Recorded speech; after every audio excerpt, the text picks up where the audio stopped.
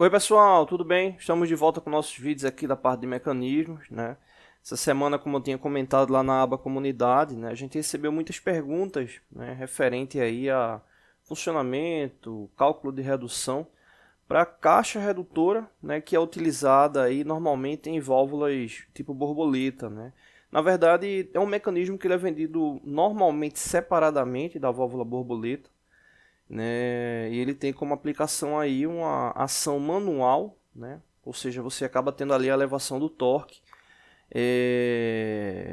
com base na aplicação do mecanismo, mas a ação ela ocorre de forma manual, né? Então vamos trouxe aqui primeiro uma imagem aqui da internet para a gente entender, já que ele é um elemento não tão comum, né? Assim, obviamente é claro que tem sua aplicação, né, de forma efetiva, né, para esses sistemas que necessitam, né, principalmente com porta, né, ou fechamento de válvula, mas de qualquer forma não é algo muito comum, né, no dia a dia de indústria, de forma geral, enfim. Então acaba sendo algo mais restrito aí de análise. Bom, aqui a gente pode observar o seguinte, né? Vamos fazer uma análise referente à estrutura geral dele, né? Deixa eu até diminuir aqui para a gente poder observar, né? Eu já preparei aqui o desenho, né, do mecanismo, né? Então a gente vai dividir em 3 aulas, né? Vamos verificar primeiro aí os conceitos gerais, depois a análise de uma caixa de redução, né, de um estágio e depois uma caixa de redução de 2 estágios. Bom, basicamente na estrutura, se a gente for observar, aqui tem um volante, né? Então aqui já dá para observar que é uma ação manual. Esse volante ele está acoplado a um eixo, né? Esse eixo, ele, se for de simples estágio, como é o caso desse aqui da imagem, esse eixo ele já vai estar ligado diretamente ao fuso, né? Então você vai ter um fuso aqui, um sem fim, e esse sem fim ligado a uma coroa. Então aqui internamente vai ter uma coroa. Então nada mais é do que um sistema de redução de coroas sem fim, né? Só que o que acontece, tem algumas diferenças, né? Tem algumas diferenças. O primeiro ponto é a coroa, ela não é de forma plena circular, né? Ela acaba tendo um corte, né? Tem um seccionamento que é para poder realizar o ajuste, né, do mecanismo, né? Exemplo, aqui eu trouxe uma imagem da internet aí referente a uma válvula borboleta. E aqui dá para observar bem o que acontece. A válvula borboleta, ela basicamente ela vai estar fechada, né, ou proporcionalmente aberta, né? Então a abertura dela ela ocorre em 90 graus, né? Até 90 graus, né, a abertura dela. Então basicamente esse é o ciclo de movimentação, né, aí para esse tipo de caixa redutora, né? Esse tipo de caixa redutora.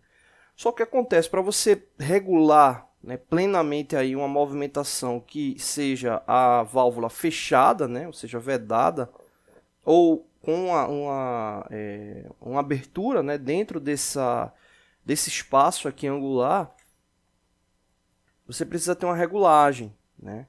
E aí no caso essas caixas redutoras elas trazem, né, normalmente aqui 2 elementos de trava, né, normalmente 2 parafusos, né, que vão topar ali na coroa, né? Como eu disse, a coroa ela vem seccionada, né? Então aqui dá para observar bem, né? Vamos observar aqui. Então esses parafusos aqui, eles basicamente são a relação de regulagem, né? Até para que você também não gire para que a coroa ela saia, né, do encaixe do fuso, né? Porque o que acontece quando você vai girando o fuso, que a coroa ela vai rotacionando, né? Se não tivesse esse limitador também, ela iria desacoplar, né, aqui do fuso, né? Então você acaba podendo regular, né, a relação limite ali de fechamento e também acaba sendo um elemento de segurança aí para não desacoplar do fuso em relação à coroa. Então você acaba tendo essa diferença, né? Então você acaba tendo essa diferença da coroa, né, que tem esse corte, e você tem esses parafusos limitadores. Mas no resto, né, a parte de transmissão ela é a mesma, né? Ela é a mesma de um elemento de uma caixa de redução coroa e sem fim, né? É uma caixa de redução coroa sem fim, né? Só que o que acontece? Essas caixas aqui, elas normalmente são aplicadas a um elemento externo, né, que vai estar ali gerando a rotação. Normalmente um motor, né, ou um outro elemento secundário que venha causar essa rotação, né? E principalmente quando a gente vai para cálculo, né, de redução, né, normalmente, principalmente em análise técnica, o que acontece? Você vai ter a rotação de entrada, né, essa rotação de entrada, a rotação ali do motor, né, então vamos supor que é uma rotação 1200 RPM, né, então você vai ter a rotação de entrada, você vai ter o número de filetes, né, vou colocar aqui F, número de filetes, de entradas, na verdade, do fuso, né? Isso aí é importante, né? Então, exemplo, um filete com uma entrada só. Lembrando, quando a gente fala de uma entrada, né, eu vejo muito estudante, pelo menos quando está iniciando nessa ação, se confundir pensando que é para contar, né, o número de espirais, né?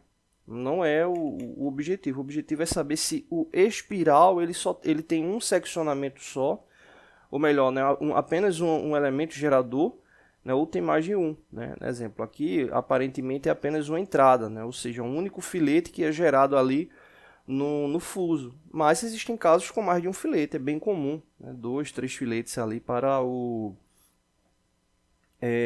a coroa. Né? E isso acaba tendo implicação ali na rotação final. Beleza, além dessa questão aí da rotação, do número de entradas, você tem também o número de dentes da coroa. Né? Por exemplo, vamos supor aqui que seja uma coroa com 20 dentes. Né?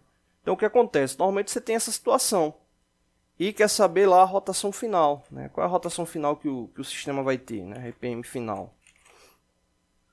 Então nesse caso, o que a gente tem que entender? Né? Inclusive aqui no canal tem vários vídeos aí falando sobre esse tipo de cálculo, né? É só acessar a nossa playlist de vídeos da parte de mecanismos, né? Os links das nossas principais playlists, eles estão aí na descrição, né? Tem essa de mecanismo.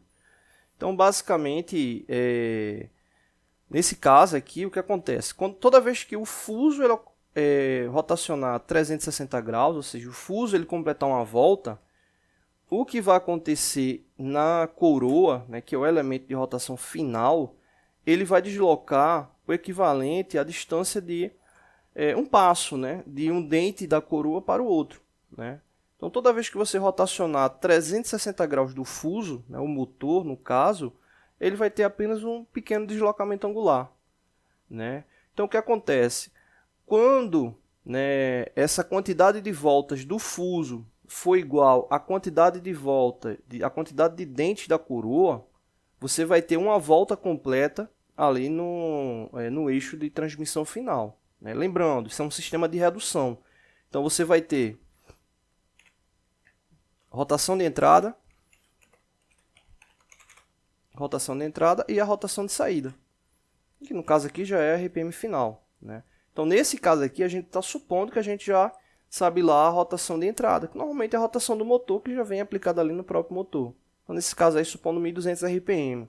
Ou seja, se o motor está iniciando com 1200 RPM e ele está passando a transmissão para um fuso que tem um único filete, e esse fuso ele vai transmitir a rotação para uma coroa com 20 dentes, significa que toda vez que ele der uma volta, ele vai passar aqui um dente.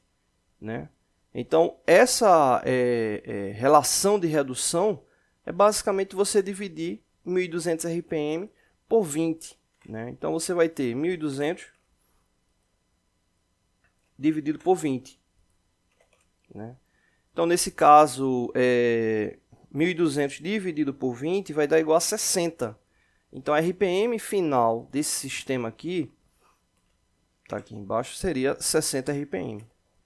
Então, você teria 1200 RPM de entrada e 60 de saída. Então, isso aqui que eu estou mostrando, né, já tem vários vídeos aqui no nosso canal, vários vídeos aí na internet, é muito comum, né, livros de elementos de máquina, mecanismos em geral, mostra esse cálculo. Não tem nada de novo, nada de complexo, é bem tranquilo.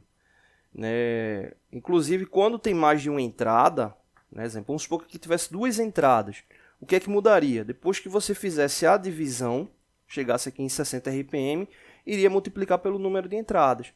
Nesse caso aqui é uma entrada só, então seria 60 vezes 1, daria 60. Se fosse duas entradas, essa rotação final ela iria dobrar. De vez de ser 60, iria para 120. Ok? Então, só para entender que também não tem nenhuma dificuldade com um fuso com mais de uma entrada. Bom, nesse caso, aí, voltando a esse contexto do que é comum, nesse caso aqui a rotação final seria 60 RPM, tranquilo. Só que essa rotação final ela não representa a relação de redução, que é o que a gente precisa entender para esse cálculo aí da caixa redutora, né, para transmissão manual.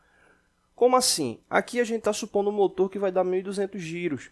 Esse motor ele pode ter uma rotação maior, ele pode ter uma rotação menor, desde que respeite, obviamente, as características mecânicas do redutor. Normalmente tem uma relação indicada, né, de rotação mínima e máxima de entrada, né, para não interferir no que diz respeito ali à parte de lubrificação, né, e acabar deteriorando rapidamente o mesmo, né, ou seja, respeitando o tempo de vida útil dele. Então, nesse caso, essa rotação final, ela é a rotação com base ali na RPM de entrada, né? O que interessa para a gente é saber, né, essa relação de redução com base do sistema como um todo, né? Então, para a gente saber essa relação de redução, né, desse sistema, a gente pode basicamente, né, pegar o número da rotação final, que nesse caso é 60 RPM, né, e fazer uma divisão, né, com base na ação da rotação de entrada, né? E aí você acaba tendo essa indicação da relação de redução. Esse cálculo para a relação de redução ele é bem simples, né? É só pegar essa rotação de entrada aqui, né, pegar essa rotação de entrada e dividir pela rotação final, né? Então a gente teria 1.200 dividido por 60, né? Vou colocar aqui dentro dessa caixinha aqui. Então a gente teria 1.200 dividido por 60. 1.200 dividido por 60 vai dar igual a 20. Ou seja, essa seria a relação de redução. O que significa essa relação de redução aqui, 20? Né? Significa o seguinte: a cada 20 giros do fuso, né? Ou seja, a cada 20 giros do fuso, a gente tem um giro na coroa, né? Então, significa o seguinte na prática: toda vez que você tiver 20 giros no fuso, 20, você vai ter um giro na coroa.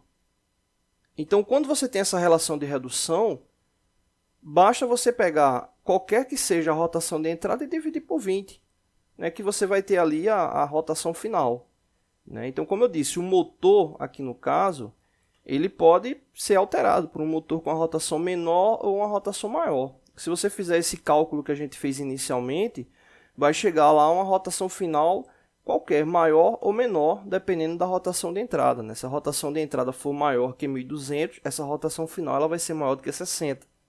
Se a rotação inicial for menor que 1.200, a rotação final vai ser menor do que 60. Mas a gente, sabendo a relação de redução, o cálculo ele fica muito mais simples, né? Eu vou apagar aqui. Então, exemplo, se nesse caso a relação de redução, vamos colocar aqui, você sabendo que a relação de redução do sistema é igual a 20, então, exemplo, você colocou um motor com 800 RPM e quer saber lá a rotação final, é só pegar 800 e dividir por 20, né? Então, você fazendo isso, você já sabe a rotação final. Nesse caso, 800 dividido por 20 dá igual a 40, né? Então, ali 40 a rotação final. Eu estou utilizando um motor com 1.500 RPM, 1.500 dividido por 20, né? Fazendo essa divisão, você já sabe ali a rotação final. 1.500 dividido por 20 dá igual a 75, né? Então 75 RPM é a rotação final. Isso porque a gente sabe a relação de redução. A relação de redução está ligada à parte geométrica do mecanismo, ela não altera, diferente da rotação. Aí você diz, poxa, mas se eu não souber a relação de redução, é só fazer aquele cálculo inicial. O que é que você vai fazer? 1.500, né, que é a rotação de entrada, e vai dividir por quem? Pelo número de dentes. Nesse caso, o número de dentes, coincidentemente, é igual a 20. Né? Então, você pegar lá 1.500 dividido por 20, vai ter a mesma rotação final. Né? Você diz, poxa, mas sempre não vai dar o mesmo cálculo? Né? Porque a gente está dividindo o valor pelo número de dentes, que é a relação de redução. Se você lembrar do que a gente falou no início, toda vez que você dá um giro no fuso, você vai ter o deslocamento angular de um dente. Né? Então, claro que a lógica vai ser essa mesmo. Né? Só que o que acontece, nem todas as vezes o fuso ele vai ter uma única entrada. Né? Então, exemplo, vamos fazer agora um cálculo, supondo que esse fuso ele tenha 3 entradas, para você ver como é importante já saber ali a relação de redução. Então, vamos supor aqui o seguinte, vamos pegar as mesmas características. Né? Vamos pegar aqui o fuso. Vamos colocar a rotação de entrada logo, vamos colocar aqui RPM inicial, vamos colocar aqui o motor com 1.200 RPM. Nesse caso, o número de filetes, né, o número de entradas vai ser igual a 3. A coroa, né, vai ter o mesmo número de dentes igual a 20. E aí você quer saber a rotação final. Então, nesse caso, você vai ter 1.200 dividido por 20. Né? E o resultado multiplicado, né, por 3. Então, basicamente, é isso aí o cálculo que vai ser feito para saber a rotação final. 1.200 dividido por 20, como a gente já tinha visto anteriormente, dá igual a 60. 60 multiplicado por 3 vai dar igual a 180. Então, nesse caso aqui, a rotação final vai ser igual a 180. Beleza, então você tem ali a rotação de entrada, que é 1.200, tem a rotação final, que é 180. Para saber a relação de redução, é só fazer o que eu tinha dito anteriormente, 1.200 dividido por 80. Desculpa, por 180. Né? Fazendo essa divisão, você vai saber a relação de redução. 1.200 dividido por 180 dá igual a 6,6 aproximadamente. Né? Então, a relação de redução para esse sistema é de 6,6. Né, aproximadamente. Então, a rotação que você tiver de entrada, divide ali por 6,6, que você já vai saber a rotação final. Né? Então, exemplo, vamos supor que seja 800 RPM, como a gente tinha falado como exemplo anteriormente. Né? 800 RPM é o motor, você vai dividir por 6,6, 800 dividido por 6,6 dá aproximadamente ali 121 RPM. Né? Então, utilizando essa relação da redução do sistema. Então, basicamente, o conceito é o mesmo, né? Isso falando aqui da caixa de redução. E no próximo vídeo a gente vai fazer um exemplo de análise para uma caixa de redução com um único sistema ali de redução e depois um vídeo mostrando aqui um sistema de duplo estágio, tá bom? Então é isso, não deixe de se inscrever no canal, toda semana tem vídeos novos, valeu!